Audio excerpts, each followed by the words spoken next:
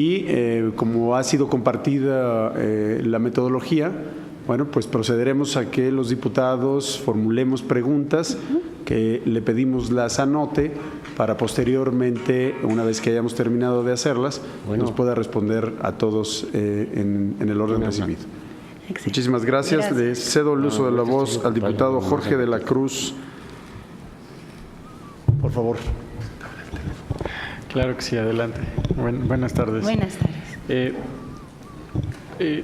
La primera pregunta sería saber si conoce usted cuáles son las facultades, cuáles son las funciones que en su caso tendría como consejera y de qué manera cree que puede aportar al propio Consejo Consultivo de la Procuraduría.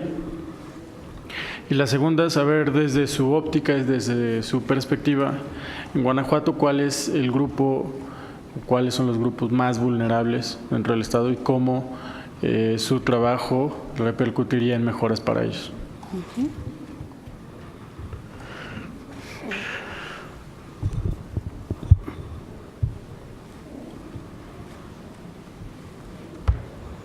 Ok, gracias. El diputado Alejandro Landeros. Sí, muchas gracias, secretario. Señorita Denise Morán Peña, es un gusto que participe aquí con nosotros. Gracias. Aquí estoy leyendo que tiene usted una formación en comunicación, ¿verdad?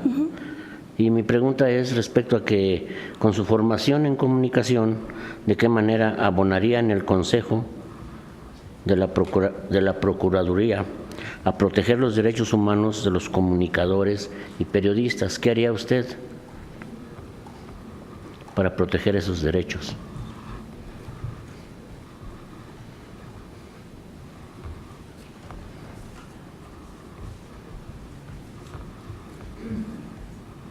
Ok, muchas gracias. El diputado Trejo hará la siguiente pregunta. Buenas tardes, Denise, bienvenida. Gracias. A esta tu casa, la casa de todos los guanajuatenses. ¿Cuál sería el motivo por el cual te gustaría ser parte de este Consejo Consultivo?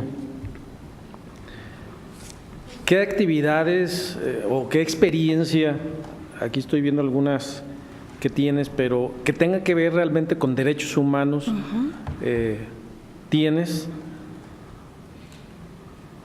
Y en cuanto al tiempo para dedicarle a este consejo, ¿realmente tienes ese tiempo para aportar en este consejo consultivo?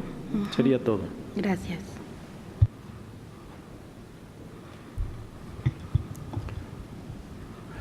Es turno del diputado Rigoberto Paredes de hacer su pregunta.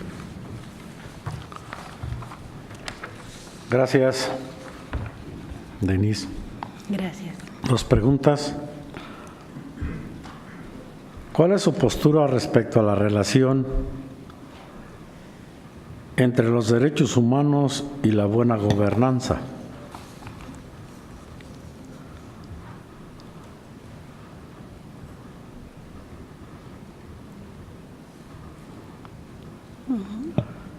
En su caso, ¿qué le falta a la Procuraduría para fortalecer su quehacer ante la sociedad? Gracias. Gracias.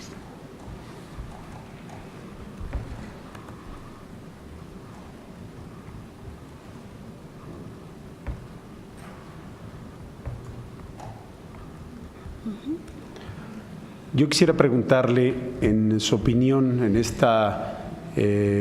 universo de la sociedad guanajuatense, ¿cuál es el contexto de los derechos humanos en Guanajuato?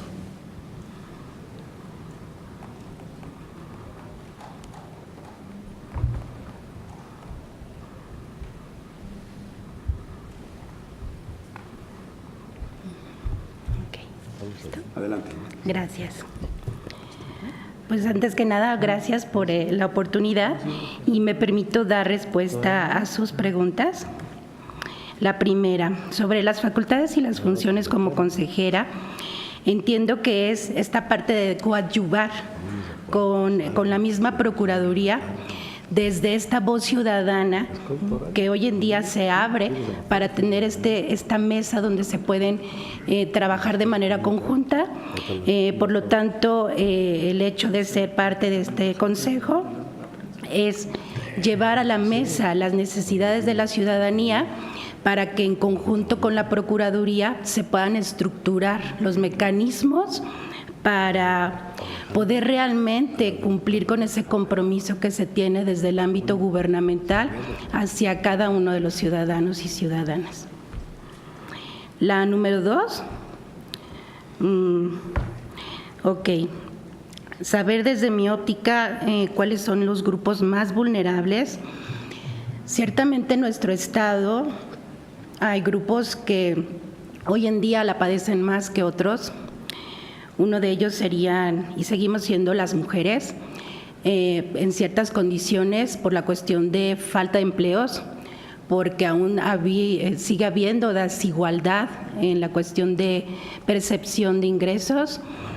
También en las condiciones de violencia, que las seguimos viendo, son diariamente mencionados casos donde las mujeres siguen siendo víctimas de violencia y falta todavía el acompañamiento de la estructura gubernamental para poder dar respuesta a las necesidades que las mujeres tienen para poder hacer frente a cómo salir adelante de esa situación que están viviendo en su entorno familiar. Hay muchas más necesidades, obviamente, como mujeres, pero bueno, pasaría a un siguiente grupo que es donde he tenido mucha relación y que es precisamente la población con discapacidad. Tenemos ciudades dentro de nuestro estado que todavía no proporcionan una infraestructura amable para poder tener accesibilidad a cada uno de los servicios. Siguen teniendo negativas para poder integrarse a la escuela, ¿no? Falta todavía capacitación a los docentes para que sepan cómo poderlos incluir en las escuelas de manera favorable. Y bueno, hablaríamos de accesibilidad, de transporte, del respeto a lo que son cada uno de sus derechos humanos y que todavía siguen siendo un sector muy vulnerable dentro de nuestro estado. Me iría a otro grupo que también es muy sensible, que sería el de los adultos mayores, donde sabemos que tenemos mucha deuda con esta población. A mí me genera mucha tristeza, mucha indignación ver todavía personas de 80 años o más por la calle que hoy en día no les alcanza o lo que tienen de pensión o lo que tienen de un apoyo social y que tienen que estar cargando con diablitos, cartones, plásticos para poder vender y salir adelante con sus necesidades y que obviamente muchos de ellos no tienen ni siquiera una vivienda digna donde poder vivir. Hay más grupos vulnerables, sin embargo me pareciera que estos 3 grupos son muy significativos. Hablar obviamente de la comunidad LGBT es otro grupo vulnerable, personas que hoy padecen de un padecimiento como lo es el SIDA. En fin, tenemos muchísimos grupos muy sensibles en nuestra sociedad que hoy merecen que de verdad volteemos a verlos. ¿Y cómo mejorar sus condiciones?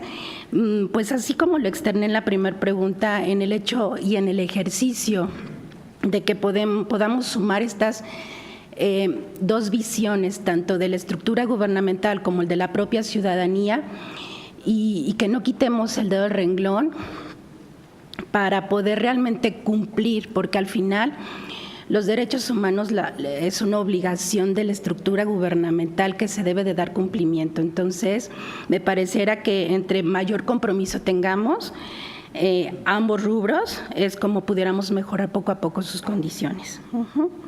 La número 3, cómo abonar al Consejo de la Procuraduría para la Protección de los Derechos de los Comunicadores. Bueno, tenemos ejemplos muy trascendentes que a mi perspectiva como ciudadana y como comunicóloga todavía no se resuelven. Desde el caso de la periodista en Silao, que motivó, por supuesto, el estar trabajando de manera muy constante para poder liberar una ley de protección, para poder generar mecanismos de defensa, de protección para este sector tan importante, pues me parece que todavía seguimos pendientes, ¿no? Todavía no queda plenamente resuelto, y hoy en día vemos que este ejercicio de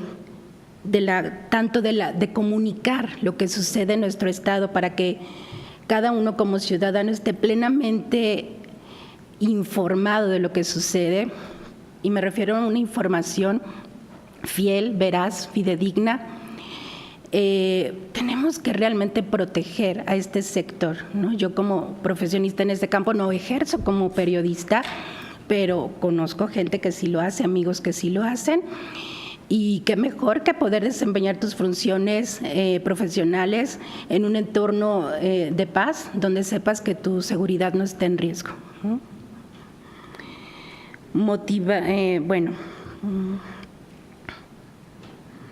Yo externaba en mi carta motivo para poder ser parte del Consejo que precisamente tras la experiencia, hoy afortunadamente puedo contar como las dos experiencias, una como mujer, como madre de familia, como profesionista que sale adelante con 2 hijos sin ningún otro apoyo, que afortunadamente los he sacado adelante y bien, y que quiero seguir siendo un buen ejemplo para ellos dos. Y si yo les dejo a ellos una buena imagen, un buen camino, sé que también construyo buenos ciudadanos. Eso es una. Pero también he formado parte del servicio público, tanto a nivel municipal como estatal. Así que tengo tatuado en mi piel, en mi sangre lo llevo, el ser una buena servidora pública. Entonces, me pareciera que con estos dos momentos que yo vivo, hoy ya no formo parte de ninguna estructura no soy servidora pública hoy. Sin embargo, sé que con esa experiencia pudiera yo pues apoyar y aportar, ¿no? Desde lo más sensible que es la experiencia, ¿no? Uh-huh. Ok, la siguiente pregunta. La relación entre los derechos humanos y la buena gobernanza. Para poder lograr una buena gobernanza, tendrá que haber un apego total a la legalidad, ¿sí? Esto es, la ley es muy clara, la ley nos dice qué podemos y qué no podemos hacer. Para quien hoy está prestando esa parte de su vida al ejercicio público, sabe lo que puede hacer. Y mientras sea un funcionario, un servidor honesto, responsable, que conozca sus leyes y que actúe día a día bajo esa premisa de responsabilidad y corresponsabilidad, entonces, bueno, puede venir la buena gobernanza, ¿sí? Cuando encontremos una persona que va a ir más allá de sus intereses personales, entonces no caemos en una buena gobernanza, definitivamente. Entonces, tiene que venir de la mano para que se dé el respeto a los derechos humanos, la garantía plena a los derechos humanos, para que existan cada uno de estos factores que permeen el derecho humano a cada ciudadano, cada ciudadana, tiene que ser el resultado de una buena gobernanza, ¿no? Dice, ¿qué le faltaría a la Procuraduría para poder fortalecer el quehacer? Yo pensaría que no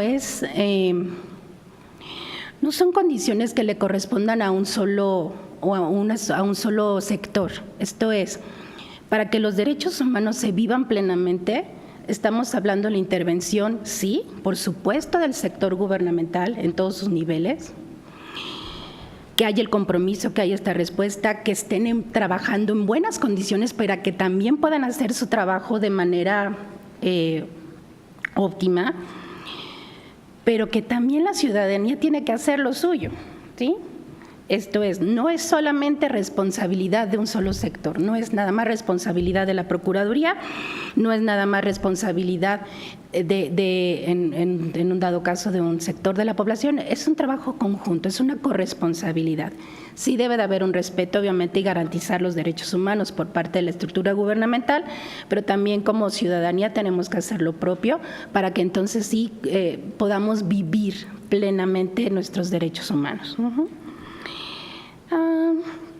Y bueno, la última pregunta sería, en mi opinión, en este universo Guanajuato, el contexto de los derechos humanos. Me voy a permitir compartir no mi visión, sino la visión de la gente que está cercana a mí, ¿no? Y cuando se toca el tema de los derechos humanos, genera típicamente pues muchos expresiones tanto positivas como negativas. Yo entiendo que muchas veces es falta de información la que ocurre y la que motiva a expresarse de que a lo mejor los derechos humanos no sirven, que se le da mayor peso a quien actúa a lo mejor mal. Justo hoy escuchaba una propuesta que se viene en relación a al cómo juzgar a la persona que, no sé, vamos a pensar, se defiende de un ladrón, ¿no? Y que hoy se está trabajando en función de no poner a la víctima como victimario, sino realmente pues al que hay que juzgar es al que cometió el delito, ¿no? Y no al que se defendió de ello. Entonces, de ahí, en lo que se diseñan, en lo que se rediseñan las leyes, las políticas públicas, viene precisamente cuál es el contexto que tiene la gente, ¿no? En qué contexto se viven los derechos humanos hoy en día. Y yo, por mi parte y por la experiencia que tengo, procuro pues informar lo que son realmente los derechos humanos, y es algo que necesitamos para vivir bien. Desde el derecho a la vida, el derecho a la salud, el derecho a la educación y cada uno de los derechos que tenemos, saber que están ahí, que son propios, y que lo que hace falta precisamente es tener ese acceso sin barreras, sin obstáculos, sin señalamientos, para poderlos vivir plenamente. Entonces, me pareciera que el contexto de nuestra población, podríamos pensar que se puede mejorar esa visión con información, con hechos, con tener mensajes claros, mensajes que puede entender tanto una persona que quizá hoy no sabe leer ni escribir y una persona que tiene estudios quizá de doctorado, ¿no? Que podamos entenderlos todas y todos en un sentido claro, y más allá de entenderlos es vivirlos. Yo pienso que si una persona, les voy a platicar una experiencia, si me lo permiten, ¿puedo hacerlo? En una ocasión, en un hospital lo voy a decir, del municipio de Celaya, yo platicaba con el sector salud y hablamos del respeto a los derechos de las personas para poder accesar a ese servicio a la salud. Y hablábamos de que teníamos que ser pues amables, respetuosos, permitir el acceso pleno, no juzgar la imagen o la apariencia de una persona como para poder dar o no el servicio. Y de pronto una persona que estaba ahí adentro del aula dijo, pero si no se bañan yo no lo recibo. A ver, yo pensaría en qué momento, antes de emitir este juicio, nos permitimos pensar si realmente esa señora que va con un nivel de embarazo, que va a recibir una atención para proteger su salud y la del bebé que viene en camino, ¿tendrá realmente acceso al agua? Porque ella viene de una comunidad. No nos hicimos ese juicio antes, simplemente lo emitió.